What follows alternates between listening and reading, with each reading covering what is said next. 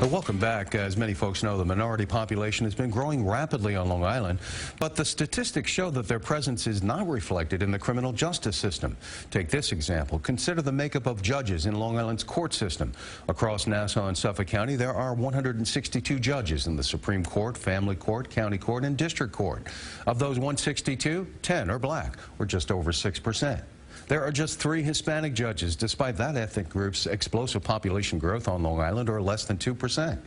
And just 1 Asian judge, another rapidly growing group, or less than 1%. So in total, minorities make up about 8.6% of all judges, compared to, as what we said at the beginning, the fact that they now account for 1/3, or 33% of the island's population. So just 1/4 of their actual population representation. Why is that? Joining us now is J. Stewart Moore, the Executive Director of the Amistad Long Island Black Bar Association, and welcome to the show. Thank you, Richard. We should point out your organization compiled these statistics. I assume they're accurate. I think it'd be fairly easy to determine the racial background of judges. What do these numbers mean to you? Well, Richard, first of all, the Amistad Long Island Black Bar Association is, this is our 20th year. We created the organization in large part because when many of us came out of law school and came out of the local law schools, we realized that there was no organization on Long Island that addressed the legal issues of and concerning the African American community. And that included not just the legal issues that the community was going through, but also the new phenomena, which was the African American attorney, because short of 1996, there was probably 10 or less African American attorneys that were identifiable on Long Island in Suffolk County. So, in 1996, just 10. And since then, 10, the numbers have grown? Yeah. Now, there were probably more, but they weren't very visible in the court. Okay. Many people commute to the city. There was probably 5 on the average that were practicing actively in and out of the courts in Suffolk County in the criminal justice system. And Nassau wasn't much better. Since that time, there's been an explosive turnaround of attorneys of color, not just African American, due in part because of Touro Law School as well as Hofstra Law School. And Touro has had a tremendous turnout of lawyers of color over the past 15 to 20 years. So the numbers have grown, and there is a larger pool to be drawn from, but still we have this number that we just quoted of 8.6%. What do you think is the main factor that's leading to the lack of diversity amongst judgeships in particular? Well, I don't think that the judgeships are necessarily well, the issue is limited to judgeships. I think in general what we find in government is there's often a lag. The demographics are changing. The government was well aware of the fact that demographics would change over the period of time, and it sometimes takes a while before they catch up. The challenge here is that the numbers are so stark that the time of a catch-up period, if you will, may be decades off unless there is the will of the people to make that change. Well, you see these cross endorsements a lot of times where judges are picked and the parties justify it in a number of different ways, but does that in any way hurt the ability of minorities to move up into judgeships? I'm not sure whether that process adversely impacts. In some instances, it can be argued that it has been a great help. In the past election cycle in Suffolk County, William Ford was elected to the Supreme Court. He's an African American who had sat as a district court judge.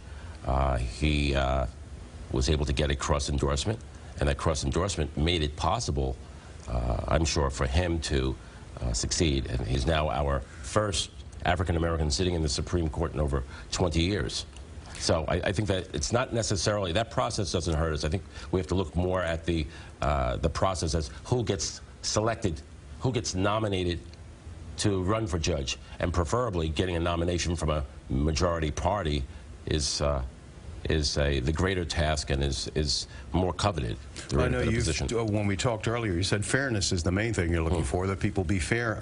Would you be advocating a quota system? No, not necessarily a quota system. As the numbers grow, as the community becomes more culturally diverse, the judicial system, as well as the overall legal industry, if you will, should reflect that. And you know, there should be more African Americans, there should be more Latinos, there should be more people from the LGBT community, there should be more people from the Asian community. We should reflect the diversity that exists within our community. I think most people would agree with that. The thing is, how do you get there? And we see, whether we look at the district attorney's office or the police departments, underrepresentation for minorities, and it's been a hill. You know, it started from, like you said, virtually zero to moving to progress. But then, you know, we had the head of the Nassau PBA in here a couple of months ago, and we were talking about how the police department doesn't reflect the 12% black population. And he said, in response, that in part he felt that minorities don't want to join the system, that they don't trust the system. And of course, we've seen a lot of reasons in recent days with headlines why. But is that true? Do you think that there's a lack of interest in joining the criminal justice system? Well, I want to be careful there. I'd like to distinguish what's going on with the police department from the district attorney's office, the county attorney's office, the town attorney's office. Oh, certainly. And the reason why, one of the biggest distinctions is that what we hear from the police department is that the numbers are down, but also there's a civil service exam. So the civil service exam may, in fact, provide some reason why we are not seeing the numbers.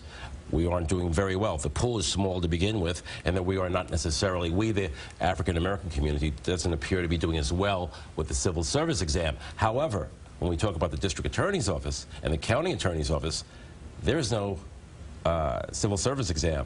It's a matter of relationships very often as to who is selected. Does it make a difference when we have a system where minorities are underrepresented and how defendants are sentenced? No question in my mind. I think that we have a judiciary that is very, very responsive and receptive within their own paradigm, within their own frame of reference. You need to have people that are very culturally sensitive. You need to have people who have a blue-collar background. You need to have people who understand poverty. You need to have people who understand, for many individuals, they come from single-family homes, and that transcends race.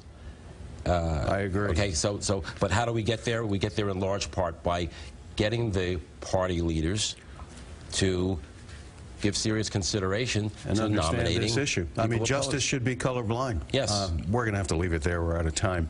Jay Stewart Moore, Executive Director of the Amistad Long Island Black Bar Association, addressing this issue of underrepresentation. Again, justice should be blind, right? Well, up next, improvements are coming for the Long Island Railroad. The boost